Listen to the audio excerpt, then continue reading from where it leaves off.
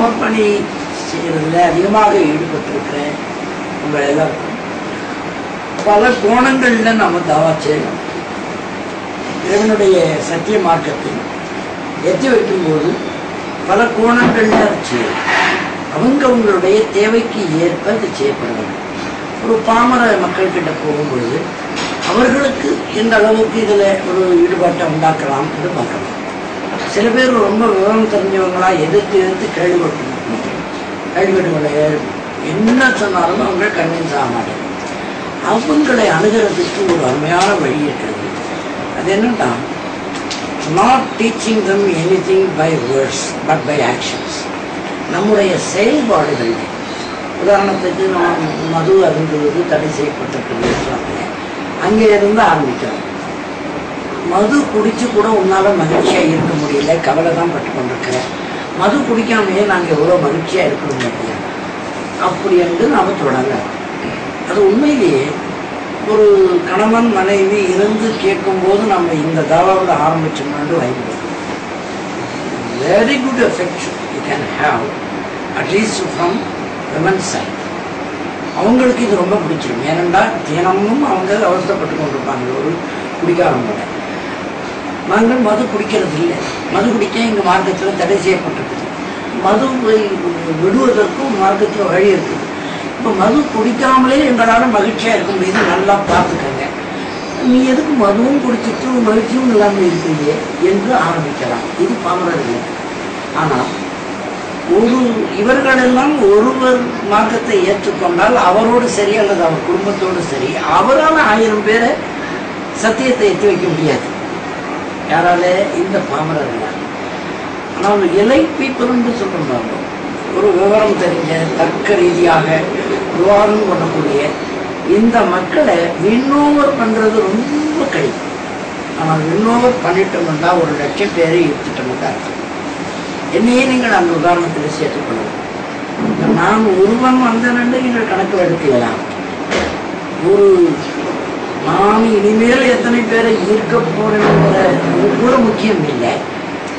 எத்தனை பேரை அங்க மாற்றிக்கொண்டு இருந்த வேலை நிறுத்தப்பட்டிருக்கு.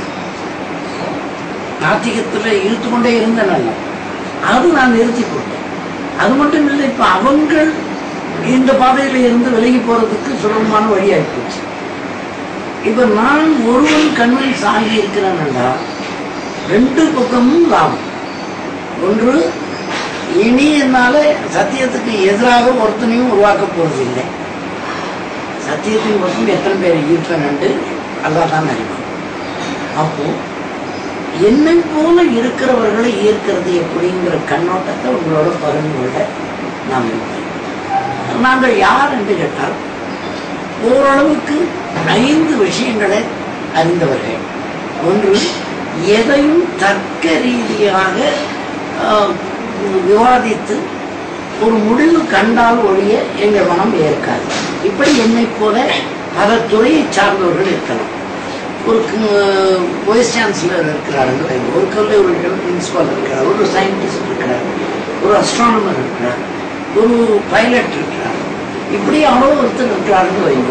ஒரு நல்ல நிலையில இருக்கிறவங்க, தன்முனைப்பு அதிகமா இருக்கிறவங்க, அவர்களிடத்தில் இந்த விஷயங்களை எத்தி வச்சுட்டீங்கன்னா ஒரு வேளையை அவங்க கன்வின்ஸ் ஆகிட்டாங்கன்னா அவங்களால சும்மா இருக்க முடியாது. பைலட்டு அது வரைக்கும் வானத்துல பறந்தவர், அதுக்கப்புறம் திருக்குறானுக்குள்ள பறப்பார், ஹதீஸ்களுக்குள்ள பறப்பார். அதை நீங்க தவிர்க்க முடியாது. ஈர்த்து விட்டீர்கள் என்றார்.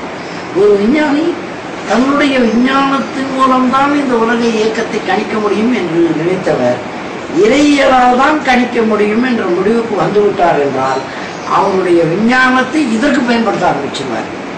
அந்த நுட்பமான வேறுபட்டை நீங்கள் உணர வேண்டும். இப்படி ஒவ்வொரு துறை, ஒரு பெரிய டாக்டர், ஒரு பெரிய வைஸ் சான்சலர், ஒரு பெரிய கல்வியாளர், யாரை வேண்டுவாங்க எடுத்துக்கலாம். ஆனால் அவர்களை திருப்திப்படுத்த அல்லது அவர்களுக்கு இறைவனின் செய்தியை, இந்த சத்திய மார்க்கத்தை எட்டி வைக்க 5 விஷயங்களில் நீங்கள் அவர்களை திருப்திப்படுத்த வேண்டும். அது என்னுடைய பார்வையிலே நான் அப்படித்தான் நான். ஆனால் நல்ல வாய்ப்போ கெட்ட வாய்ப்போ எனக்கு தெரியவில்லை. யாரும் எனக்கு எட்டி வைக்கல, அந்த முயற்சியை யாரும் எடுத்துக்கொள்ளலை. ஒன்று, இதெல்லாம் எதுக்கு இவன்லாம் என்ன பண்ண போறான்னு நினைச்சது கூட நமக்கு தெரியல. எனக்கு மட்டுமல்ல, இது தந்தை பெரியாருக்கு ஏற்பட்ட மிகப்பெரிய ஒரு இழப்பு. இது தமிழகத்துக்கு ஏற்பட்ட ஒரு இழப்பு என்று கூட சொல்லலாம். நீங்கள் அறிந்திருப்பீர்கள் பெரியார் பற்றி. அவர் இழிவு நீக்க இஸ்லாமிய மருந்து என்று அறிவித்தார் 1948. ஆனால் 1929, 31, 1935, 38, 41, 43, 48, 51, 56, 58, 62, 70, 71 இத்தனை ஆண்டுகள் 15 முறைக்கு மேலே ஒவ்வொரு முறையும் மிலாது நபி விழா என்ற பெயரிலே நபிகள் நாயகத்தை பற்றி சிறப்புரையாற்றி இருக்கிறார். அதனுடைய தொகுப்பே பொழுது பெரிய புத்தகமாக வரும். யாரும் அந்த முயற்சி எடுக்கலை. ஏன் எடுக்கலைன்னா அதுக்கு 2 காரணம். ஒன்று, திராவிட இயக்கத்தவர்கள் இது வெளிப்பட்டுவிடக் கூடாது என்பதில் கவனமாக இருக்கிறார்கள். இந்து சமயத்தைச் சேர்ந்தவர்கள் வெளிப்பட்டு விடவே கூடாது என்பதில் அதிக அழுத்தத்தோடு இருக்கிறார்கள். இஸ்லாமியர்கள் இதை பற்றி தெரிந்து கொள்ளாமலே கூட இருக்கிறார்கள். நபிகள் நாயகம் ஸல்லல்லாஹு அலைஹி வஸல்லம் பற்றி அவருடைய கருத்துக்களை சொல்லியிருக்கிறார். எந்த காலகட்டத்தில்? 1929 அங்கிருந்து 71 வரை, 21 இறந்து போகிறார் ஐயா. அது வரைக்கும் தமிழக மக்களிடத்திலே பேசியிருக்கிறார். எந்த ஆதாரத்தின் அடிப்படையில் பேசினார் என்று பார்த்தீர்கள், அன்றைக்கு ஹதீசுகள் பரவலாக்கப்படவில்லை. அரபு மொழி தவிர வேறு மொழியிலே அந்த செய்திகள் இல்லை. திருக்குர்ஆனை பற்றி யாரோ பெரியவர்கள் சொன்னது, எழுதியது, அங்கு குறிப்பிட்டது, கருத்து தெரிவித்தது, இந்த தொகுப்பு தான் அவரிடம் இருந்ததை தவிர முழுமையான திருக்குர்ஆன் அவருக்கு கிடைத்திருக்க வாய்ப்பில்லை. நன்கு கவனிக்கலாம். அந்த எந்த செய்தியும் அவரிடத்தில் இல்லை. இன்றைக்கு விசுக்கென்றால் நம்ம திருக்குர்ஆனை காலையில் கொண்டு வந்து எந்த மொழியிலும் கொடுத்து விடலாம் என்கிற நிலை இப்பொழுது இருக்கிறது. அன்றைக்கு திருக்குர்ஆன் அவர் இறக்கிற வரை அந்த வேறு மொழியில், அதாவது தமிழ் மொழியிலோ மற்ற அவருக்கு தெரிந்த குறைந்தபட்சம் ஆங்கிலம் அவருக்கு தெரியும், அதிலும் அவருக்கு கிடைக்கவில்லை. வந்திருந்தது என்பது உண்மைதான். ஆனால் எனக்கு தெரிந்து 500 படிகள் மட்டும் அச்சடிக்கப்பட்டிருந்தது. அப்துல் சமத் என்கிற ஒரு தலைவருடைய தந்தையார் எழுதிய, அதாவது தமிழில் மொழிபெயர்த்த தர்ஜுமா செய்த ஒரு திருக்குர்ஆன் படி 500 படிகள் அச்சடிக்கப்பட்டு அது அவர்கள் குடும்பங்களுக்குள்ளேயே வைத்துக்கொண்டாங்க. யாருக்கும் இதை எடுத்து வெளியே காட்டவே இல்லை. இன்றைக்கு பல பதிப்புகள் வந்துவிட்டது என்பது வேறு விஷயம். இந்த நிலையில் தந்தை பெரியார் இழிவு நீக்க இஸ்லாமிய மருந்து என்று அறிவிக்கிறார். இழிவு நீங்க இஸ்லாமிய மருந்து என்று அறிவிக்கிறார். எப்படி என்று கேட்டால் அது ஒரு அரசியல் பார்வையில் அவர் பார்த்து சொல்லுகிறார். தாழ்த்தப்பட்டவர்கள் மாறுவதற்கு, ஏற்றத்தாழ்வு ஒழிவதற்கு, சமத்துவம் நிலவுவதற்கு இதுக்கெல்லாம் அது பயன்படும் என்று அந்த புத்தகத்தை எப்படியோ கண்டுபிடிச்சு அதை போட்டு பரப்பி கொண்டிருக்கிறார்கள் இஸ்லாமியர்கள். அது வெறும் அரசியல் நூல். அதிலே பெரிய சமய சம்பந்தமான விஷயங்கள் இல்லை. ஆனால் நபிகள் நாயகம் ஸல்லல்லாஹு அலைஹி வஸல்லத்தை பற்றி அவர் புரிந்து கொண்ட விதத்தில் பேசியிருக்கிற செய்திகள், மிலாது நபி விழாக்களிலே பேசிய பேச்சுகளினுடைய தொகுப்பு இன்னும் வெளிவரவே இல்லை. அதிலே என்ன சிறப்பு என்றால், இன்றைக்கும் ஆச்சரியமாக இருக்கிறது, அந்த சொற்றொடர்களே பெரியாருக்கு எப்படி கிடைத்தது என்று தெரியவில்லை. ஒரு இஸ்லாமியரை போலவே அதை மேற்கோள் காட்டுகிறார். இந்தந்த செய்திகளை விளக்கியிருக்கிறார், இந்தந்த போர்களை நடத்தியிருக்கிறார், இந்தந்த செய்திகளை செய்திருக்கிறார், இப்படியெல்லாம் வழிகாட்டியிருக்கிறார். கக்கூசு கழுவுவது, அதாவது வெளிக்கு போய்விட்டு கக்கூசு போய்விட்டு கழுவுவதிலே இருந்து ஒரு நாட்டை ஆளுகிற வரை வழிகாட்டி இருக்கிறார் நபிகள் நாயகம் ஸல்லல்லாஹு அலைஹி வஸல்லம் என்று சொல்கிறார் ஐயா. அவ்வளவு விவரம் தெரிந்தவராக அவர் இருந்தபோது அவரை முழுமைப்படுத்தி அவரை இஸ்லாத்துக்கு இழுத்து விட்டு இருந்தால் இந்தியாவே இஸ்லாம் நாடு ஆகுமோ ஆகாதோ, தமிழ்நாடு இஸ்லாமிய அரசியலை உடையதாக ஆகியிருப்பது நிச்சயம் தவிர்க்க முடியாது என்பது என்னுடைய தாழ்மையான கருத்து. இதே நிலைதான் எனக்கும் ஏற்பட்டது. அதற்கு பிறகு இவ்வளவு ஆண்டுகள் கழித்து 29 பேச ஆரம்பித்திருக்கிறார் நபிகள் நாயகம் ஸல்லல்லாஹு அலைஹி வஸல்லம் பற்றி. அவர் புத்தரை பற்றி பேசியதை படித்துவிட்டு நான் பௌத்தத்துக்கு போயிட வேண்டும் என்று நினைத்தேன். ஆனால் இஸ்லாத்தை பற்றி படித்த போது போவதற்கு வழி இல்லை. ஏன்னா அந்த தகவல்கள் அவர் பேசியதான் இருக்குதே தவிர அதற்கு ஆதாரமான தகவல்கள் யாரும் தரவில்லை. ஆனால் இன்றைக்கு நிலைமையை அல்லாஹ் தஆலா மாற்றி வைத்திருக்கிறான். இன்றைக்கு லகுவாக கிடைக்கிறது என்பது விஷயம். நான் எடுத்துக்கொண்ட போது திருக்குறானை படிக்க ஆரம்பித்த போது ஒரு கேள்விக்காகத்தான் அந்த திருக்குறானை நான் தேர்ந்தெடுத்தேன். இறைவன் இருக்கிறானா இல்லையா? இல்லை என்றால் எனக்கு ரொம்ப சௌகரியமாக போகும். ஏன்னா இல்லை இல்லைன்னு சொல்லிக் கொண்டிருக்கேன். இருந்து விட்டால் என் கதி என்ன ஆகும்? இந்த கேள்வியை நான் அடிக்கடி எல்லா பத்திரிகைகளிலும் பேட்டிகளிலும் சொல்லிக் கொண்டிருக்கிறேன். ஆனால் யாரும் என்னை கேட்கவில்லை. இந்த கேள்வி உனக்கு ஏன் வந்தது என்று கேட்கணும், யாரும் கேட்கல. அது ஏன் வந்தது என்றால், இப்பொழுதும் சொல்லுகிறேன், எப்பொழுதும் சொல்ல சித்தமாக இருக்கிறேன், இந்த கேள்வியை என் நெஞ்சத்திற்குள் இறைவன் தான் எழுப்பியிருக்க வேண்டும். இது எழுப்பிக் கொண்டதற்கு நாம் பொறுப்பில்லை. இறைவன் இருக்கிறானா இல்லையா என்ற கேள்வி என்னை குடைய தொடங்கிவிட்டது. இல்லை என்றால் பரவாயில்லை என்று பாதி பதில் நானே சொல்லிவிட்டேன். இருந்தால் என் கதி என்ன ஆகுது என்கிற அச்சம் எனக்குள்ளே இறைவனாலே ஊட்டப்பட்டது. சரி, இறைவன் இருக்கிறான் என்றால் எந்த வேதத்திலே படித்து தெரிந்து கொள்வது? இறைவனை தெரிந்து கொள்ள வேதங்கள் தான் வழியாக இருக்கும். நான் படித்த வேதங்கள் எல்லாம் கலப்பட வேதங்களாக இருக்கிறது, இஞ்சில் உள்பட என்று நான் உணர்ந்து கொண்டேன். அதற்கு பிறகு எனக்கு கிடைத்த ஒரே வேதம் மிச்சமாக இருப்பது நான் இதுவரைக்கும் தொட்டும் பார்க்காதது திருக்குறான். இஸ்லாமியர்களை தொட்டிருக்கிறேன், பழகியிருக்கிறேன். அவர்கள் பிரியாணி சாப்பிட்டிருக்கிறேன், அவர்கள் கொடுத்த பிரியாணி சாப்பிட்டிருக்கிறேன், அவர்களோடு பழகியிருக்கிறேன், அவர்களோடு உறவாடி இருக்கிறேன். நிறைய பழக்கம் உண்டே தவிர அவர்களும் ஒருபோதும் தங்களுடைய மார்க்கத்தை பற்றி என்னிடத்தில் பேசியதில்லை, மார்க்கத்தை பற்றி என்னிடத்தில் விவாதித்ததில்லை. நானும் அதை பற்றி அவர்களிடத்தில் பேசுவதற்கு வாய்ப்பு கிடைத்ததில்லை. நிக்கெல்லாம் கூப்பிடுவார்கள், பிரியாணி சாப்பிட்டு வந்து விடுவோம். திருக்குறான் என்று ஒன்று இருக்கிறது, இறை மார்க்கம், சத்திய மார்க்கம் இருக்கிறது என்று யாரும் எனக்கு சொன்னதில்லை. சரி, அது ஒரு பக்கம் இருக்கிறது. அப்படி நான் தேட ஆரம்பித்த போது திருக்குறானில் முதல் அதை தொட்டவுடனே நான் தெரிந்து கொண்ட ஒரு செய்தி, தொட்டவுடனே படித்து அல்ல, உள்ளே போவதற்குள்ளேயே ஒரு விஷயம் எனக்கு தெரிந்து விட்டது. அதை பற்றி அந்த முன்னுரை, அதை சின்ன சின்ன விஷயங்களை படித்ததும், நபிகள் நாயகம் ஸல்லல்லாஹு அலைஹி வஸல்லம் வாழ்க்கை கூறுகள் சிலவற்றை படித்தவுடனே எனக்கு ஒரு கேள்வி வந்துவிட்டது. மனிதன் இறைவனை பற்றி சொன்னால் அது முழுமையானதாக இருக்க முடியாது. மனிதன் இறைவனை பற்றி சொன்னால் முழுமையாக இருக்க முடியாது. இறைவனை பற்றி முழுமையாக தெரிய வேண்டும் என்றால் இறைவனை சொல்ல வேண்டும். அப்படி சொல்லப்பட்டதாக இந்த வேதம் இருக்கிறதா? எனக்கு நம்பிக்கை இல்லாமலே தான் அதை தொடரும். அதை தொடங்கும் பொழுது அந்த நம்பிக்கை எனக்கு இல்லை. இது அச்சடிச்சு கொடுத்துருக்காங்க, யாரோ எழுதினது. யார் எழுதினது என்ற கேள்வி தர்க்க ரீதியாக ஒவ்வொரு கேள்வியாக எனக்கு வருகிறது. இதை யார் எழுதியிருப்பார்கள்? வேறு யார் எழுதியிருப்பார்கள்? நபிகள் நாயகம் ஸல்லல்லாஹு அலைஹி வஸல்லம் தான் எழுதியிருக்கிறார்கள். அவர்தான் எழுதியிருப்பார் என்று நினைத்து கொண்டு நான் தொடங்குகிறேன். ஒரு செய்தி எனக்கு முன்வைக்கப்படுகிறது. நபிகள் நாயகம் ஸல்லல்லாஹு அலைஹி வஸல்லத்தை ஈராக் குகையிலே ஜிப்ரியல் என்கிற வானவர் பார்த்து ஓதுவீராக என்று சொல்லப்படுவது எனக்கு ஓத தெரியாதே என்கிறார். இந்த ஓத தெரியாதே என்று சொன்னவர் எப்படி திருக்குறானை படைத்திருக்க முடியும், எழுதியிருக்க முடியும்? இல்லை, அவராலே படைக்கப்படவில்லை.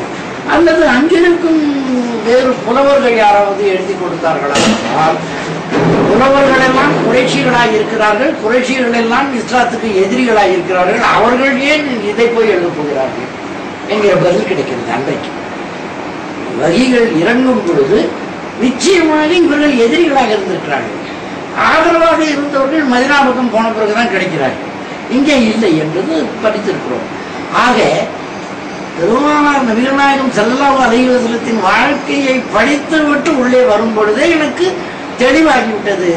இது இறைவனை பற்றியும் மனிதனை பற்றியும் சொன்ன ஒரே நூல், இறுதி வேதம். இதற்கு முன்னால் தரப்பட்டதெல்லாம் கலப்படம் செய்யப்பட்டு விட்டது. சரி, இந்த வேதத்தில் இறைவன் என்னதான் சொல்லுகிறான் என்று பார்த்தால், என்ன சொல்லுகிறான் என்று ஆரம்பித்த நான் படித்து முடிக்கிற 3.5 வருடம் ஆகியது. படித்து முடிப்பதற்குள் அவன் என்னதான் சொல்லவில்லை என்கிற கேள்விப்பார். என்ன சொல்லுகிறான், என்னதான் சொல்லுகிறான் இறைவன் என்று ஆரம்பித்தவன் என்னதான் சொல்லவில்லை. எல்லாம் சொல்லப்பட்டிருக்கிறது திருக்குறானிலே. மௌலானா மௌதூதி அவர்களுடைய மொழிபெயர்ப்பு தான் எனக்கு கிடைத்தது ஐஎஃப்டியிலே. அதுவே விளக்கமாக இருக்கும் என்று உங்களுக்கு தெரியும். அதற்கு மேல் நான் விளக்கங்களை தேடிக்கொண்டேன். எப்படி தேடினேன் என்பதுதான் முக்கியம். 5 செய்திகள் அடிப்படையில் தேடினேன் என்று முதலிருந்து சொல்லிக் கொண்டிருக்கேன். அது என்ன 5 செய்திகள் என்றால், இறைவனின் வேதம்தான் இது என்றால், இந்த வேதத்தை மனித குலம் ஏற்றுத்தான் ஆக வேண்டும் என்றால், இறைவன் தன்னுடைய மார்க்கம் இஸ்லாம் தான் என்று அறிவித்து விட்டான் என்பது உண்மையானால் அந்த இஸ்லாத்தில் எல்லா மனித குலமும் ஆண் பெண் அடங்கலும் அடங்கி இருக்க வேண்டும் என்றார். அப்பொழுதுதான் அவர்களுக்கு சுவனம் கிடைக்கும், நரகத்தில் இருந்து அவர்கள் தப்பிக்க முடியும் என்பது உண்மையானால் முரண்பாடு இல்லாததாக இருக்க வேண்டும், ஒத்திசை உடையதாக இந்த நூல் இருக்க வேண்டும். ஒரு வைத்தியரிடத்திலே போகிறோம், இந்த மருந்து இந்த வேலை இப்படி சாப்பிட்டால் இது சரியாகிவிடும் என்று சொல்லுகிறார். அத்தனை வேலை சாப்பிட்ட பிறகும் சரியாகவில்லை என்றால் நமக்கு யார் மீது கோபம் வரும்? அந்த மருத்துவர் மீதும் கோபம் வரும், அந்த மருத்துவத்தின் மீதும் கோபம் வரும் இல்லையா? நம்மளால் ஒப்புக்கொள்ள முடியாது. நம்மால் ஒப்புக்கொள்ள முடியாத ஒன்றை சொல்லியிருக்கிறான் என்றால் கோபம்தான் வரும். இறைவன் சொன்னது இப்படி ஒப்புக்கொள்ள முடியாத முரண்பாடுகள் உள்ளே இருக்கிறதா என்ற தேடலோடு நான் தேடினேன். இன்றைக்கும் இஸ்லாத்துக்கு வெளியே இருக்கிற சகோதரர்கள், அறிவுஜீவிகள் என்று சொல்லப்படுகிறவர்கள், ஆராய்ச்சியாளர்கள், விஞ்ஞானிகள், இதற்குள் வராமல் இருக்கிறவர்கள், கல்வியாளர்கள் இந்த கேள்வியோடு தான் வெளியே நிற்கிறார்கள். இறைவன் தான் தந்தான் என்றால் அதில் முரண்பாடு இருந்தாலும் எப்படி ஒப்புக்கொள்ள முடியும் என்ற கேள்வியோடு வெளியே நிற்கிறார்கள். உள்ளே புகுந்து பார்த்தால்தான் இறைவன் எங்கேயும் முரண்பாடு வைக்கவில்லை என்று தர்க்க ரீதியான கோட்பாடுகள் அடிப்படையில் நான் முடிவெடுத்திருக்கிறேன். தர்க்க ரீதியாக கோட்பாடுகள் என்றால் அது எல்லாத்தையும் லாஜிக்கெல்லாம் அரிஸ்டாட்டில் ஆரம்பித்து இன்னைக்கு வரைக்கும் இருக்கிற தத்துவங்களை நான் சொல்ல வேண்டிய அவசியம் இல்லை. சுருக்கமாக சொல்லலாம், முரண்பாடு என்றால் என்ன, முரண்பாடு அல்லாதது என்றால் என்ன. எனக்கு இப்பொழுது வயிறு வலிக்கிறது என்று ஒரு மருத்துவரிடம் போனால் அந்த மருத்துவர் என் காதுகளை பரிசோதிக்கிறார் என்று வைத்துக் கொள்வார். நான் போனது வயிறு வலிக்கிறது, அவர் காதுகளை பரிசிக்கிறார். காதுகளை பரிசோதித்துவிட்டு கண்ணில் மருந்து ஊட்டுகிறார். அந்த கண்ணில் மருந்து கூட எந்த மருந்தை ஊட்டுகிறார் என்றால் முதுகு வலிக்கான தைல மருந்தை ஊட்டுகிறார்.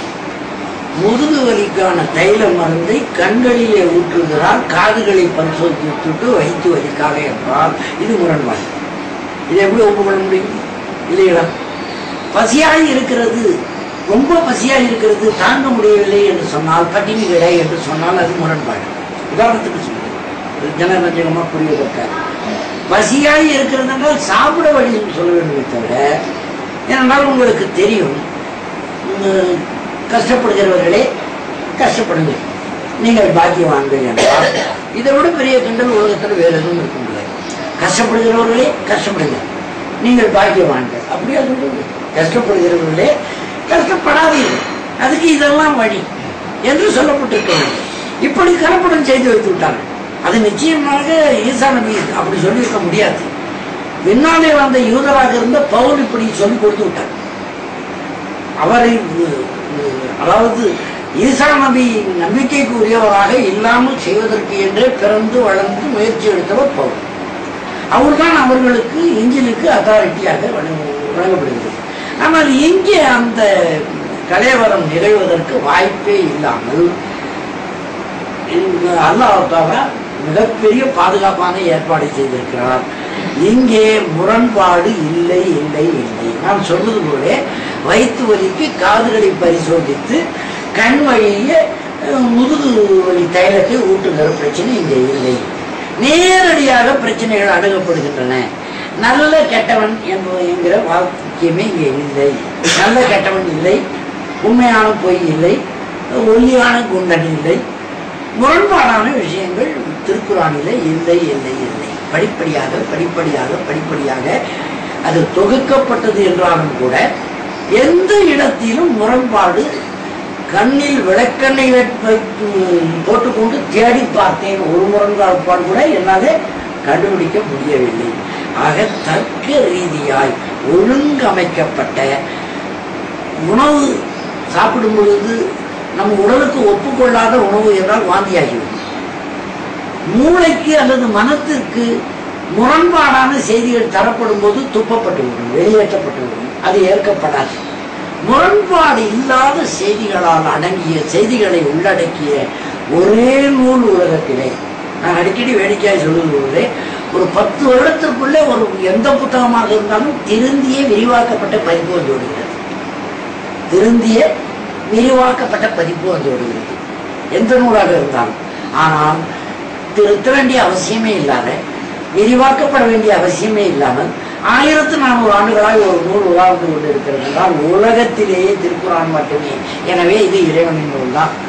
இறைவன் காட்டிய வழியில் மனித குலம் வாழ்ந்தால் சரியா இருக்குமா இருக்காதா என்ற கேள்விக்கு ஒரு பதில் தான் இருக்க முடியும். நாத்திகனாக இருக்கட்டும், அல்லது அவர்கள் இந்துக்களாக இருக்கட்டும், முஸ்லிம்களாக இருக்கட்டும், யூதர்களாக இருக்கட்டும், அல்லது வேறு எந்த சமயத்தை பௌத்தர்களாக இருக்கட்டும், யாராக இருந்தாலும் பிடித்து வைத்துக் கொண்டு முரண்பாடில்லாமல் இறைவனே சொன்ன வழிப்படி நடந்தால் நன்மையா தீமையா என்று கேட்டுப்பார்கள். முரண்பாடே இல்லாமல் இறைவனே சொன்னபடி மனித குலம் நடந்தால் நன்மையா தீமையா, இதுல ஏதாவது ஒண்ணு டிக் பண்ணுன்னு சொன்னா தீமை என்று டிக் பண்றதுக்கு உலகத்தில் எவனால முடியும்? நன்மை என்று தானே சொல்ல முடியும். இந்த கோணத்தில் எடுத்து வைப்பது என்னை போன்ற விஞ்ஞானம் படித்த அறிவியல் ரீதியாக சிந்தித்தவர்களுக்கு அவசியமாக இருக்கிறது. அடுத்து இது தர்க்க ரீதியாக குர்ஆன் என்னை ஈர்த்த விதம். அடுத்த செய்தி அறிவியல் ஒழுக்கம். மனித குலம் ஒழுக்கம் இல்லாமல் சிதைந்து சிதறி சின்னாபின்னப்பட்டு போய்கொண்டிருக்கிறது என்பதை உலகெங்கும் பார்த்துக் கொண்டிருக்கிறோம். உலக வரலாறு சொல்லிக் கொண்டிருக்கிறது. அணுகுண்டை தயாரித்தவன், அதாவது அதற்கான தத்துவத்தை கண்டுபிடித்த ஐன்ஸ்டீன் விரும்பவே இல்லை அணுகுண்டு தயாரிக்க வேண்டும் என்று. அந்த முரண்பாட்டை பாருங்க. அணுகுண்டுக்கான விஞ்ஞானத்தை கண்டுபிடித்து தத்துவத்தை தந்த ஐன்ஸ்டீன் ஒருபோதும் விரும்பவில்லை அணுகுண்டு தயாரிக்கப்பட வேண்டும் என்று. ஆல்ஃபிரட் நோபல் டைனமைட்டை கண்டுபிடித்தானே தவிர அதை வைத்து ஊரையெல்லாம் வெளி வைத்து தகர்க்க வேண்டும் என்று அவன் ஒருபோதும் விரும்பியதில்லை. நிச்சயமாக இல்லையா? ஆனாலும் என்ன நடந்தது என்று பார்த்தால், போர் முடிந்துவிட்டது என்று சமாதான கொடியை ஏற்றி கையை தூக்கி வைத்து இருந்த ஹிரோஷிமா நாகசாகி மேலே அணுகுண்டை வீசி, இன்றைக்கு இரவுதான் நான் சந்தோஷமாக தூங்கினேன் என்று சொன்னார் அமெரிக்க ஜனாதிபதி ட்ரூமன். அவர் கிறிஸ்தவத்தை ஏற்றுக்கொண்டவர், ஈசா நபியை ஏற்றுக்கொண்டவர், மரியத்தை ஏற்றுக்கொண்டவர். அவர் ரொம்ப மனசிலே இறை பக்தி உடையவர், பிலீவர். செய்ய முடியுமா இப்படி? அன்னைக்கு தான் ஒரு வாழ்க்கையில நல்லா தூங்குனேன்னு சொன்னார். பல பேரை அழிச்சுட்டு, பல மக்களை அழித்து விட்டு ஹிரோஷிமா நாகசாகி மேலே விளையாட்டாக போட்டு பரிசோதனை வெற்றி பெற்று விட்டது, எனக்கு நன்கு தூக்கம் வந்தது நேற்று தான் என்று சொல்லியிருக்கிறார். எவ்வளவு ஒரு கடின சித்தம்! அது அமெரிக்க மனோபாவம். அது வெறும் ட்ரூமனுடைய மனோபாவம் அல்ல. இந்த கிறிஸ்தவர்களுடைய வேதக்காரர்களுடைய மனோபாவம், யூதர்களுடைய மனோபாவம் அதுதானே வெளிப்பட்டது. அந்த அளவிற்கு இருக்கிறவர்களிடத்திலே ஒழுக்கம் எப்படி இருக்க முடியும்?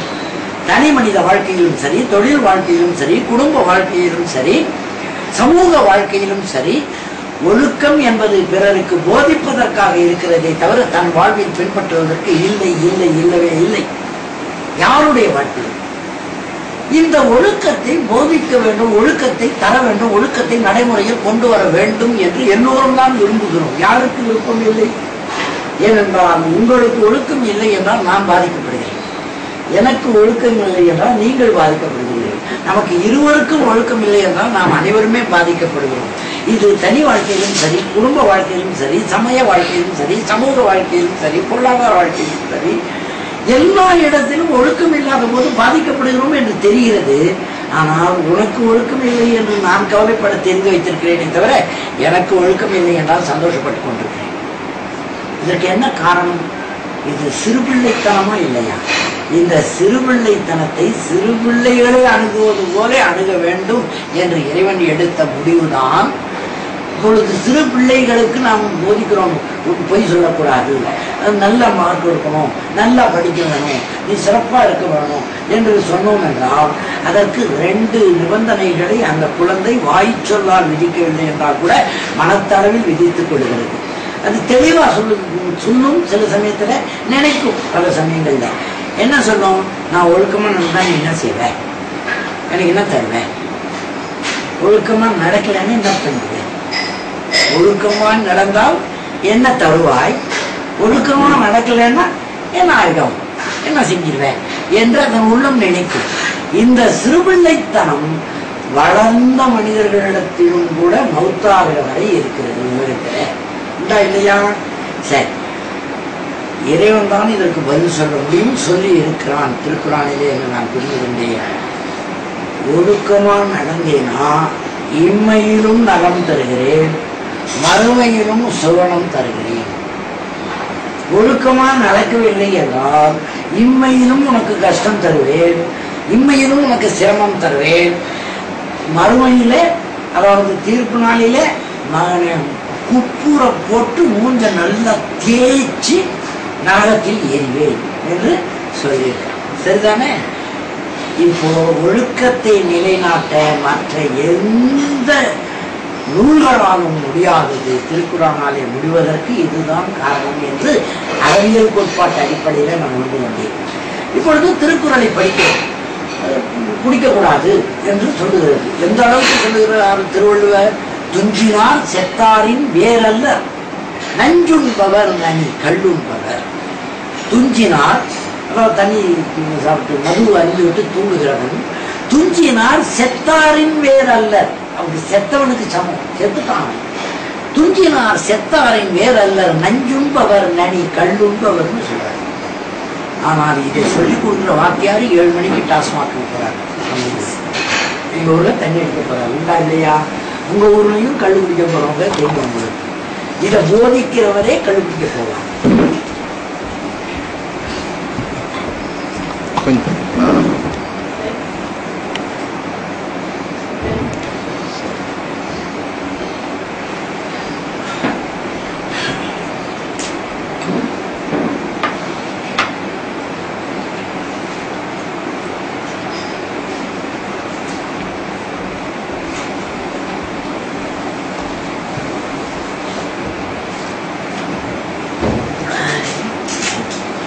அதே மாதிரி நீங்கள் இலங்கையிலிருந்து வந்திருக்கிறதுனால உங்களுக்கு எல்லாருமே ஓரளவுக்கு தெரிந்திருக்கும். பௌத்தர்கள் என்று சொல்லிக் கொள்ளுகிறவர்கள் புத்தர் சூராமேரைய மப்பஜம தட்டானா வேரமணி சிக்காபதன் சமாதியாமி, மனத்தினை மயக்கியே பிழை செய்ய தூண்டிடும் மதுக்குடி வெறியினை தவிர்த்திடும் அறத்தினை ஓர்ந்து இருக்கின்றேன். பஞ்சசீலத்துல கடைசி. இதை சொல்லாத பௌத்தனே இல்லை, நல்ல காட்டா மாண்டிஸ் அடிக்காத பௌத்தனும் இல்லை இல்லையா? இல்லை நீங்க மட்டும் புரிஞ்சுங்க, எங்க தமிழ்நாட்டுக்காரங்களுக்கு தெரியும். மாண்டிஸ காட்டா போட்டு அடிக்கிறவங்க. அப்போ படிச்சிய காலையிலிருந்து சொன்னீங்க, ஏன் நீ அது மாத்தல?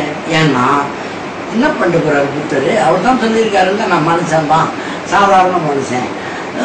நான் ஒரு தாய்க்கும் தந்தைக்கும் சுத்தோதனருக்கும் அம்மாவுக்கும் பிறந்தவன் தான், நான் ஒரு சாதாரண மனுஷன்னு சொல்லிட்டாரு. அவர் என்ன பண்ணிட்டு போறாரு? அவர் தான் செத்துட்டாரு, எல்லாருக்கும் தெரியுமே. அதனால அவருடைய போதனையை கைவிட்டு விட்டு பிளஷர் சீக்கிங், சந்தோஷத்தை தேடி இவன் போவது என்பது எந்த அந்த ஒழுக்கத்தை தவிர்க்க முடியல. திருக்குறளை படிச்சோம்னா திருவள்ளுவர் என்ன பண்ணிடுவாரு? 10 கொடுத்துருவாரா? நரன் கொடுத்துருவாரா? ஒன்றும் தர மாட்டாரு. அவரே போய் எங்க கிடைக்கிறாருன்னு தெரியல. இந்த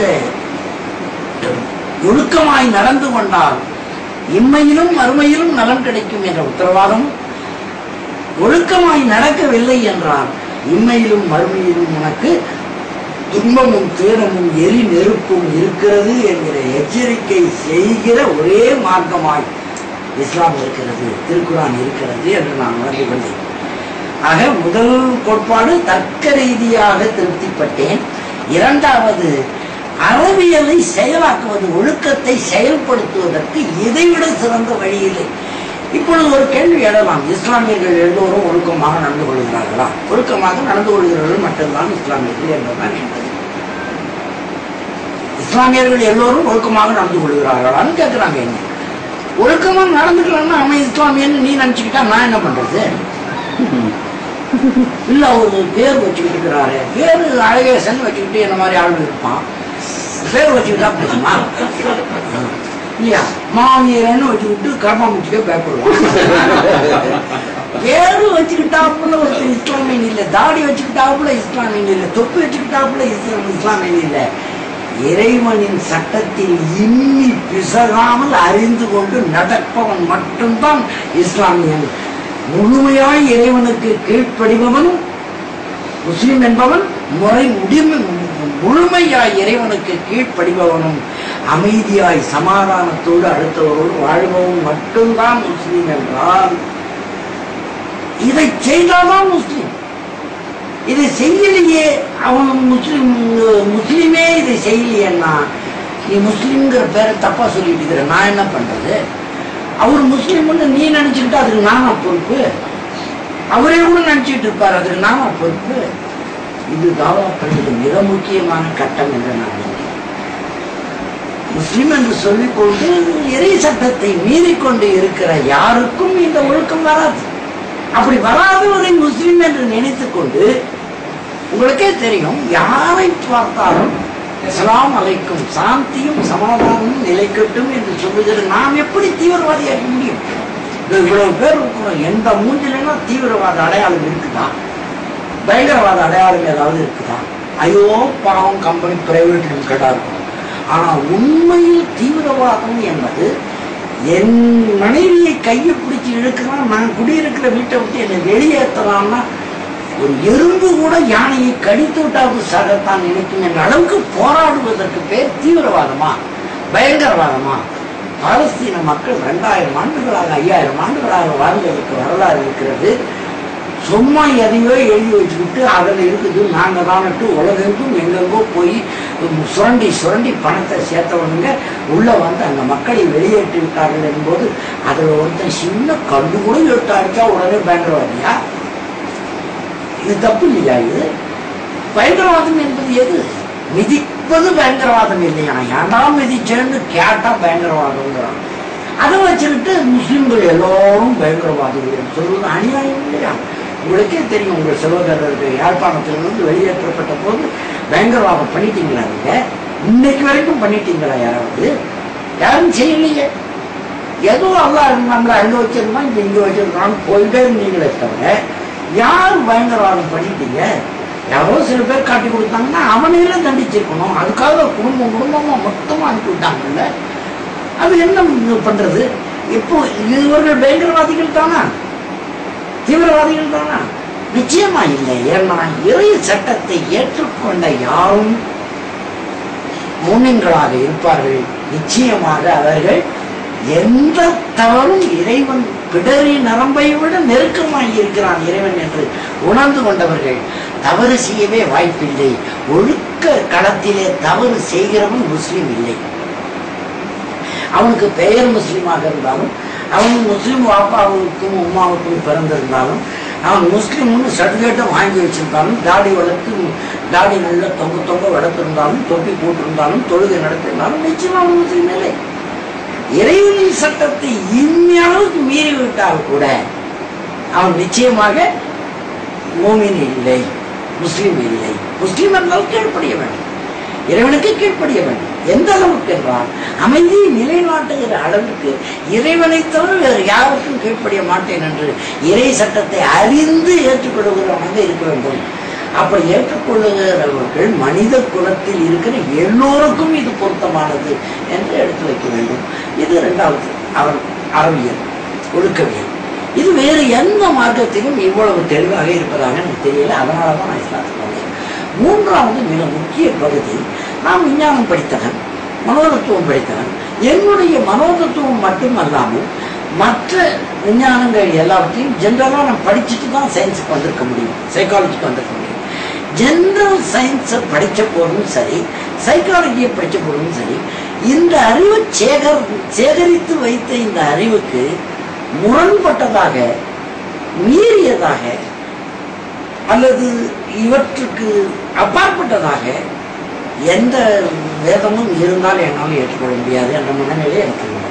அதற்கு மாறாக நாங்கள் விஞ்ஞானத்தில் ஒப்புக்கொண்டிருக்கிற, நிரூபித்ததாக கருதி இருக்கிற நிரூபிக்கப்பட்ட விஷயங்கள் இறைவனுக்கு தெரிந்திருக்கிறது என்று எனக்கு தெரிய வந்த போது, அதுவும் 20 வருடத்திற்கு முன்னால் கண்டுபிடித்தது, 15 வருடத்துக்கு முன்னால் மனோதத்துவத்தில் கண்டுபிடித்தது, 12 வருடத்துக்கு முன்னால் கண்டுபிடித்தது, 10 வருடங்களுக்கு முன்னால் கண்டுபிடித்தது, அச்சு ஒட்டாக விஞ்ஞானத்திலும் சரி மனோதத்துவத்திலும் சரி 1400 ஆண்டுகளுக்கு முன்னாலேயே திருக்குறானிலும் பல பகுதிகளிலே வருகிறது, நபிகள் நாயகம் ஸல்லல்லாஹு அலைஹி வஸல்லம் ஹதீஸ்களிலும் வருகிறது என்று அறிந்து வியந்து போய்விட்டேன்.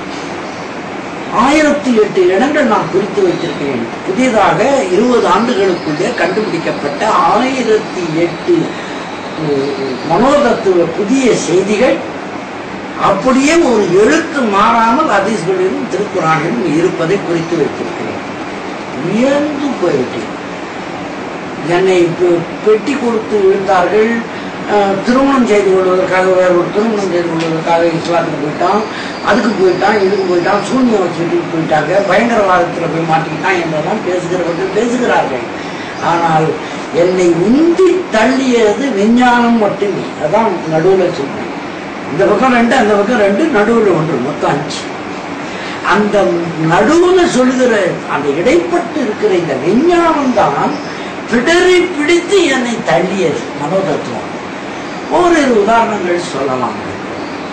விஞ்ஞானத்தில் மனோதத்துவத்தில் அப்புறம் சொல்றேன். விஞ்ஞானத்தில் இந்த நீரிழிவு வியாதி வந்து விட்டவர்கள், டயாபெட்டிக் சுகர் வந்து விட்டவர்களுக்கு அடிக்கடி ஒரு செய்தி சொல்லப்படுகிறது. தயவு செய்து உங்கள் கால்களை கவனியுங்கள். டயாபெட்டிக் வந்தவர்களுக்கு கால்களை கவனியுங்கள் என்று சொல்வார்கள். ஒரு நாளைக்கு 5 முறை கால்களை கழுவுங்கள். இது விஞ்ஞானத்தில் நிரூபிக்கப்பட்ட ஒன்று. 5 முறை கால்களை கழுவுங்கள். எப்படி கழுவ வேண்டும்? நல்ல பாதம் வரை தேய்த்து, கரண்டை கால் வரை தேய்த்து, நகக்கண்களை எல்லாம் அழுத்தி சோப்பு போட்டு சுத்தமாக 5 வேளை கழுவி வைத்துக் கொள்ளுங்கள் கால்களை. இல்லை என்றால் எந்த சிறு பிரச்சனை வந்தாலும் கால்களை எடுக்க வேண்டிய அளவிற்கு நீரிழிவு வியாதி உங்களை பாடாகப்படுத்தும். 5 வேளை கழுவுங்கள். மீண்டும் மீண்டும் சொல்கிறேன். விஞ்ஞானம் என்ன சொல்கிறது? 5 வேளை சுகர் பேஷண்ட் காலை கழுவுங்கள். யோசித்து பாருங்க. நான் என்ன சொல்றேன்னு இஸ்லாமியர்களுக்கு தெரியும். 5 வேளை தொழுகைக்கு உழு செய்யுங்கள். இதற்கும் தொடர்பு இருக்கிறதா இல்லையா? அந்த விஞ்ஞானம். இப்போ நாங்கள் என்ன பண்ணுறோம்? சயின்ஸில், அதாவது சைக்காலஜியில் லேட்டஸ்டாக அண்மை காலத்தில் கண்டுபிடித்தது ஓசிடி என்று ஒரு டிசார்டர் இருக்கிறது.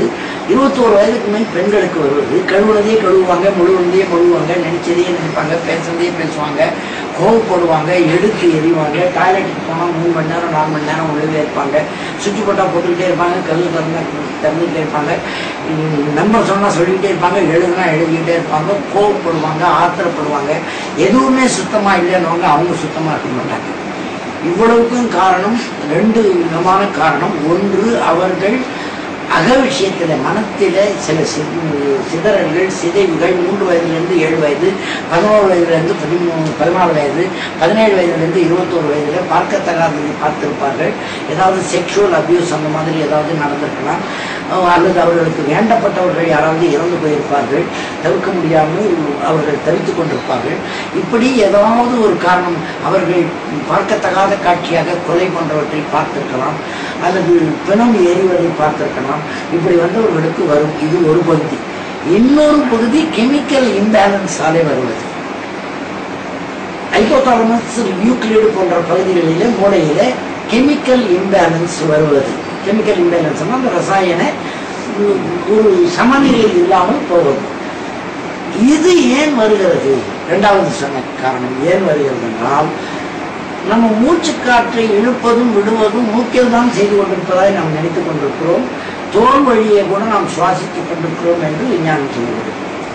இந்த தோல் வழியாக நாம் சுவாசிக்கும் பொழுது உள்ளே இருக்கிற இரத்த அணுக்களில் செத்து போன அணுக்கள், டெட் செல்ஸ் இருக்கிறதே, அது மெல்ல மெல்ல மிதந்து ஒவ்வொரு நாளும் 5 முறை இங்கே வந்து படுகிறது. எங்கே வந்து படுகிறது? தோலிலே படுகிறது. செத்த பிணத்தை ஈக்கள் அதிகம் வைப்பது போலே இந்த டெட் செல்ஸ், செத்த செல்களை நோக்கி நோய் கிருமிகள் அதிகமாக தாக்குகின்றன. இது அடைத்து கொண்டிருக்கிறது. அதனால் அந்த இரத்த ஓட்டத்திலே சிக்கல் ஏற்பட்டு கெமிக்கல் இம்பேலன்ஸ் ஏற்படுகிறது. எந்த இடத்துல?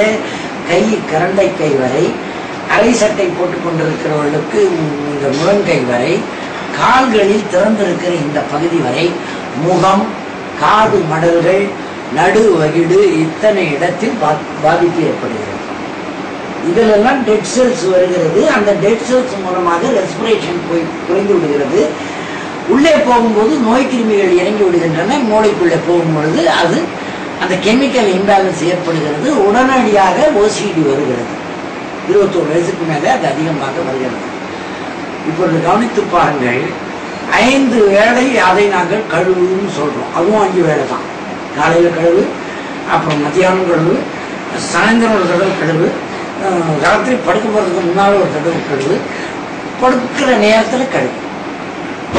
இதை அப்படியே டிரான்ஸ்லேட் பண்ணி பாருங்க. பஜர் நேரத்தில் கழுவு, நுகர் நேரத்தில் கழுவு, அசர் நேரத்தில் கழுவு, மக்ரிப் நேரத்தில் கழுவு, இஷா நேரத்தில் கழுவுன்னு டிரான்ஸ்லேட் பண்ணிக்கலாம். நீங்கள் இஸ்லாத்துக்கு வந்தது தான் இது எனக்கு தெரிஞ்சுது.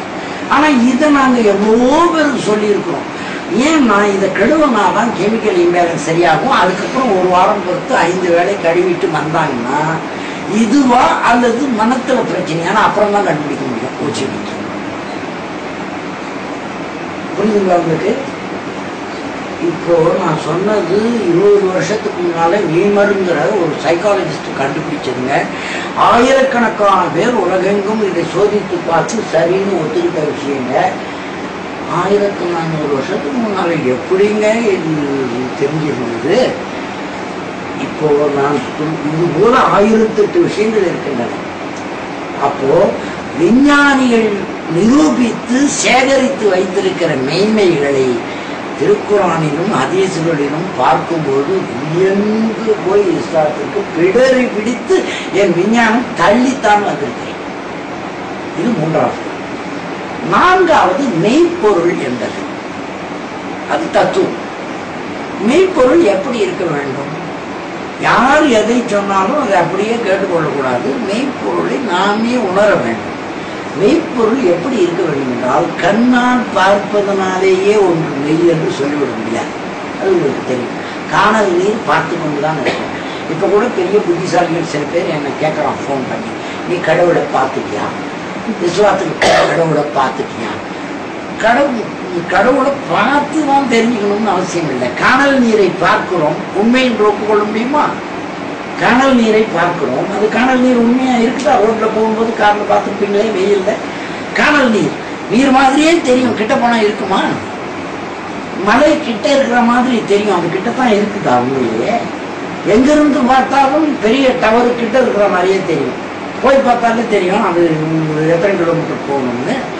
பார்வையினாலே நமக்கு தெரிவதெல்லாம் மெய்யும் இல்லை, கேட்பதெல்லாம் மெய்யும் இல்லை, நுகர்வதெல்லாம் மெய்ப்பொருள் இல்லை, சுவைப்பதெல்லாம் மெய்ப்பொருள் இல்லை, தொட்டு உணர்வதெல்லாம் மெய்ப்பொருள் இல்லை.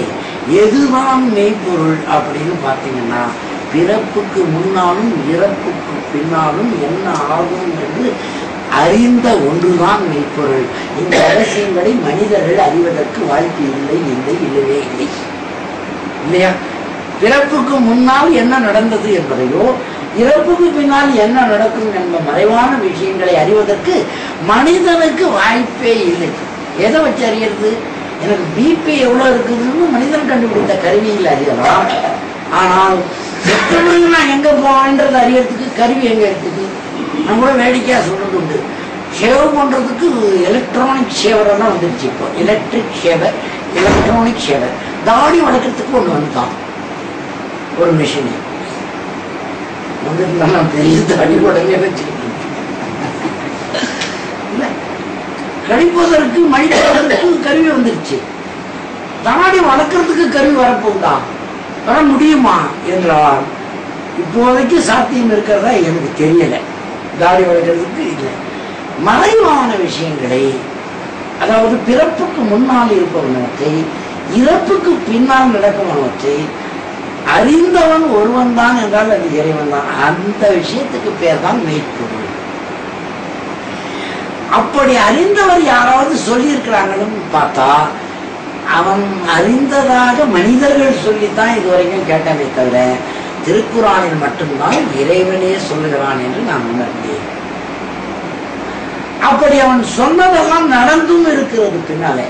உதாரணத்துக்கு ரோமானியத்தில் என்ன நடக்க போகிறது, ஸ்பெயினிலே என்ன நடக்க போகிறது என்று இறைவன் சொன்னது பல உதாரணங்கள் மெய்ப்பிக்கப்பட்டு விட்டது. பின்னால் திருக்குறானில் வந்த விஷயங்கள் மெய்ப்பிக்கப்பட்டு விட்டது. எம்பிரியோ மண்ணின் சத்துக்களில் இருந்துதான், மண்ணின் சாரத்தில் இருந்து, எக்ஸ்ட்ராக்ட் ஆஃப் த கிளேவில் இருந்துதான் உயிர் படைக்கப்பட்டிருக்கிறது, மனித உயிர் படைக்கப்பட்டிருக்கிறது என்று திருக்குறான் சொல்வது இன்றைக்கு எம்பிரியோ சயின்ஸ் நிரூபித்து விட்டது. மண்ணில் இருக்கிற அந்த சாரம் எவ்வளவு பொட்டாசியம் இருக்கிறதோ, எவ்வளவு கால்சியம் இருக்கிறதோ, எவ்வளவு மினரல்ஸ் இருக்கிறதோ அதே அளவுக்கு தான் அந்த விண்ணிலே இருக்கிறது என்று கண்டுபிடிக்கப்பட்டு விட்டது. விந்தை பாதுகாப்பான இடத்தில் வைத்திருக்கிறேன் என்று சொல்கிறான் இறைவன். அத்தனையும் எம்பிரியோ சயின்ஸில் மெய்ப்பிக்கப்பட்டு விட்டது. இப்போ நாம் அறியாத மறைபொருள்களை அறிந்ததுதான் மெய்ப்பொருள் என்றால் அது திருக்குறானில் இறைவன் சொல்வதுதான் என்று நான் முடிவுக்கு வந்தேன். இது 4வது செய்தி. 5வது, வாழ்க்கையில மகிழ்ச்சியாய் வாழ வேண்டும். டைட்டா இஸ்திரி போட்ட மாதிரி வாழ்ந்த அது வாழ்க்கையே கிடையாது. எல்லா மார்க்கங்களும் எல்லா மதங்களும் துறவை நோக்கி மனிதனை துரத்தி கொண்டிருக்கின்றன. நான் அறிந்தவரே, துறவுதான் சிறந்தது, வாழ்வாவதே மாயம், மண்ணாவதே தீனம், எல்லாத்தையும் திறந்துட்டு ஓடிட்டு அப்படின்னா ஓடிட்டு துறக்க மாட்டேங்கிறான். துறந்து ஓடுகிறான், எதையும் துறக்க மாட்டேங்கிறான். ஆனால் துறவு என்பது மனித வாழ்க்கைக்கு உரியது அல்ல அல்ல அல்ல. கஞ்சி போட்டு இஸ்திரி போட்ட மாதிரி விரைச்சிக்கிட்டு வாழுகிற வாழ்க்கையே அல்ல. கணவன் மனைவி சேர்ந்து வாழுகிற விஷயத்தில் ஆரம்பித்து குழந்தைகளை பயிற்றுவிக்கிறதுல இருந்து எல்லாவற்றுக்கும் ஒரு அழகிய முன்மாதிரியாய் திகழ்ந்த நபிகள் நாயகம் ஸல்லல்லாஹு அலைஹி வஸல்லம் வாழ்க்கையை நாம் படிக்கும் பொழுது, அவர்களுடைய ஹதீசுகளை பயிலும் பொழுது, இனி ஒரு 10,000 வருடங்களுக்கு மனித குலத்துக்கு வரப்போகிற துன்பங்கள் எல்லாவற்றையும் அவர்கள் வாழ்க்கையை பார்த்துக்கிறாங்க. அதற்கு பிறகும் கூட கலங்காமல் வாழ்ந்து காட்டியிருக்கிறார். ஒரு எடுத்துக்காட்டு சொல்லலாம். மனைவி மீது களங்கம் சுமத்தப்பட்டு விட்டது. அதுவும் எந்த மனைவி? 6 வயதில் மனைவியாக ஆக்கப்பட்டு 12 வயதில் வாழ்க்கையை தொடங்கி காலம் பூராவும் அவருக்கு அன்பு மனைவியாக இருந்து இஸ்லாத்தை தூக்கி பிடிப்பதிலே அவ்வளவு பெரிய தியாகங்கள் செய்து கொண்டே இருந்து அவர் மௌத்தான பிறகு நபிகள் நாயகம் ஸல்லல்லாஹு அலைஹி வஸல்லம் மனைவி பிறகும் கூட 48 ஆண்டுகள் இந்த இஸ்லாத்தை அப்படியே நிலைநிறுத்துகிற கமாண்டராக இருந்த அந்த ஆயிஷா மீது களங்கம் சுமத்தப்பட்டு விட்டது. இது சாதாரண மனித வாழ்க்கையில் ஏற்பட்டாலே பெரிய பிரச்சனை. ஒரு பெரிய இறை தூதருக்கே இப்படி நேர்ந்தது என்றால் அது அந்த காலத்துக்கு நம்ம மனத்தை ஓட்டி பாருங்கள். அந்த குடும்பம் எல்லாம் ஆகியிருக்கும். அந்த புகையிலே இருக்கும் பொழுது அவரை கொள்வதற்கு வந்துவிட்ட ஆட்களுடைய காலடி தடம் தெரிந்தபோது எவ்வளவு நடுங்கியிருப்பாங்களோ அதை விட பெரிய நடுக்கம் அல்லவா ஏற்பட்டிருக்க வேண்டும். நாயகம் ஸல்லல்லாஹு அலைஹி வஸல்லம் குடும்பத்திற்கு அவ்வளவு பெரிய தீமை வந்தபோது கூட அசங்காமல் அவர்கள் வாழ்ந்து காட்டிய அன்பு வாழ்க்கை முறை இருக்கிறது பாருங்கள். இறைவனுடைய வகி இறங்கும் வரை காத்திருந்து அப்பவும் கூட அந்த அம்மா செஞ்சுறாங்க. அல்லாஹ் தானே சொல்லியிருக்கிறான், நீங்க நம்மள இல்லை முதல்ல. அப்படி ஒரு இயல்பான மனித வாழ்க்கையை அழகிய முன்மாதிரியாய் வாழ்ந்து காட்டி வழிகாட்டி நமக்கு, அதாவது திருக்குறானை வாழ்க்கையில் மொழிபெயர்த்து காட்டி இருக்கிற அந்த வாழ்க்கை நமக்கு மகிழ்ச்சியாய் வாழ்வதற்கும் பொருளாதார முன்னேற்றத்தோடு வாழ்வதற்கும் சமூகத்தின் மதிப்போடு வாழ்வதற்கும் இன்பை வாழ்க்கையில கிடைக்கக்கூடிய இன்பங்கள் எல்லாவற்றையும் நல்லது செய்தே பெற்றுக்கொள்ளுகிற மிகப்பெரிய வாழ்க்கையை அமைத்துக் கொடுத்தது இஸ்லாம் என்பதனாலே இந்த 5 அடிப்படைகளிலே நான் இஸ்லாத்தை பெற்றேன். நான் பெற்ற இந்த நன்மையை சங்கராச்சாரியும் பெற வேண்டும், அத்வானியும் பெற வேண்டும், வாஜ்பாயும் பெற வேண்டும், கிறிஸ்தவ சகோதரர்கள் என்று கருதுகிறவர்களும் பெற வேண்டும், உலகில் உள்ள எல்லா மக்களும் பெற வேண்டும். உம்ரா செய்யும் போது என் பக்கத்தில் இருந்தோ நீங்கள் எதை வேண்டிக் கொண்டாலும் நடக்கும் என்றார்கள். அப்பொழுது நான் இதைத்தான் வேண்டிக் கொண்டேன், உலக மக்கள் எல்லோருக்கும் இந்த இதாயத்தை தந்துவிடுகிறேன், எல்லோருக்கும் தந்துவிடுகிறேன். என்னால் முடிந்தவரை என்னை பயன்படுத்திக் கொள்கிறேன். நான் மௌத்தாகிற வரை என்னை இந்த பணியிலே ஈடுபடுத்தி என்று நான் வேண்டிக் கொண்டேன். என் பிள்ளைக்கு அது செய்ய, என் பொண்ணுக்கு அது செய்யணும் நான் கேட்கிறேன். என் மகனுக்கு திருமணம் பேசி வைத்திருந்தோம். நான் இஸ்லாத்துக்கு மாறிவிட்டேன் என்பதனால அவர்கள் மறுத்து விட்டார்கள். அதை பற்றியெல்லாம் நான் கவலையப்படலை. இப்பொழுது எனக்கு ஒரு பெரிய நம்பிக்கை, இறைவன் நாடினால் நடக்கும். எது நடந்தாலும் இறைவன் இது வேண்டாம்னு இறைவன் முடிவு பண்ணி தான் அந்த தேதியில என்னை விட்டு போயிட்டாங்க. மனைவி மக்களுக்கு சொல்லாமல் போனேன்னு எனக்கு ஒரே பெரிய பிரச்சனையாச்சு. ஏன் சொல்லி இருந்தா போக விட்டுருக்க மாட்டாங்க. இதுக்குள்ள என்னத்துக்கு யோசிச்சு செய்யலாம். பெரிய பெரிய தலைவர்களே எங்கிட்ட பேசினாங்க. இன்னும் இப்படி பற்றி முதலே சொல்லிடக்கூடாது, சொல்லி இருந்தால் விட்டுருக்க மாட்டேங்க. எனக்கு பாதுகாப்பு தரத்துக்கு முயற்சி பண்ண தமிழகத்தின் பெரிய தலைவர் இதே கேட்டார், என்ன அப்படியெல்லாம் பண்ணிட்டேன் நீ, உனக்காக நான் 40 பெட்டாலியன் அனுப்ப வேண்டியதாக போச்சு அப்படி இப்படின்னாரு. என்னை கொலை பண்ணுறேன், அது பண்ணுறேன், இது பண்ணுறேன்னு அவங்க போஸ்டெலாம் விட்டுருந்தாங்க. ஆனால் அது இதெல்லாம் சொல்லாமல் ஏன் போனேன்னு கேட்டாங்க. சொல்லிட்டு போனால் விட்டுருவீங்களா? ஏன் சொல்லாமல் போனேன்னா எனக்கு பயம் வந்து விட்டது. அதுக்குள்ளே மௌத்தாகிவிட்டான். என் தாயும் தந்தையும் போன இடத்துக்கு தானே நான் போனேன், மௌத்தாயிட்டான். அந்த பயத்திலே இறைவனை போய் அடைந்து விட்டேன். அதே வேகத்தில் நான் இந்த பரப்புகிற பணியை, துவா செய்கிற பணியை செய்கிறேன். பல பேர் பொய்யா என் மேலே சொல்கிறாங்க, பணம் வாங்கி போயிட்டான். அது உண்மையிலே ஒரு நாளைக்கு 1.25 லட்சம் ரூபாய் சம்பாதித்து போனேன் அந்த டிவியில. அதிலெல்லாம் நடிக்க மாட்டேன்னு நிறுத்திட்டேன், சினிமாவில் நடிக்க மாட்டேன்னு நிறுத்திட்டேன்.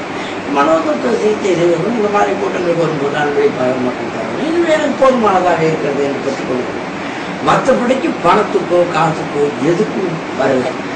இதை எடுத்து வைக்க வேண்டும். ஏனென்றால் மனித குலம் முழுமைக்குமான இந்த இஸ்லாம் ஒருவரை கூட வெளியே விட்டுவிடக்கூடாது என்கிற துடிப்போடு நான் வந்திருக்கிறேன். இந்த 5 அடிப்படையில் ஒவ்வொரு அறிஞர்களையும், என்னுடைய மெசேஜ் இதுதான், என்னுடைய வழிமுறை அறிஞர்களை பிடித்து இழுத்து வந்துவிடுவது. இன்ஷா அல்லாஹ் இறைவன் நாடினால், அல்லாஹ் தஆலா நமக்கு வைத்தால், இதாயத்து கொடுத்தால், இந்த நூற்றாண்டில் இன்னும் 10 ஆண்டுகளுக்குள் இஸ்லாத்துக்கு வெளியே விஞ்ஞானிகளே இல்லை என்கிற நிலை ஏற்படும் என்று என்னுடைய விஞ்ஞானிகள் உலகம் இதற்குள்ளே தான் இருக்கும். இஸ்லாத்துக்குள்ளே இன்றைக்கு வேக வேகமாக வந்து கொண்டிருக்கிறார்கள். என்றால் எங்கேயோ போய் முட்டுறாங்க, அந்த இடத்துல அவர்களுக்கு ஒளியை திறந்து காட்டுகிறான், நூறு தருகிறான். எனவே ஏற்றி வைக்கிற பணியிலே ஈடுபட்டிருக்கிற சகோதரர்களுக்கு ரொம்ப உங்க நேரத்தை எடுத்துக்கிறாங்க, ரொம்ப தெரியல, அதிகமாக பேசிட்டு இருந்தாங்க. ஏதாவது இதில் பயன்படுமானால்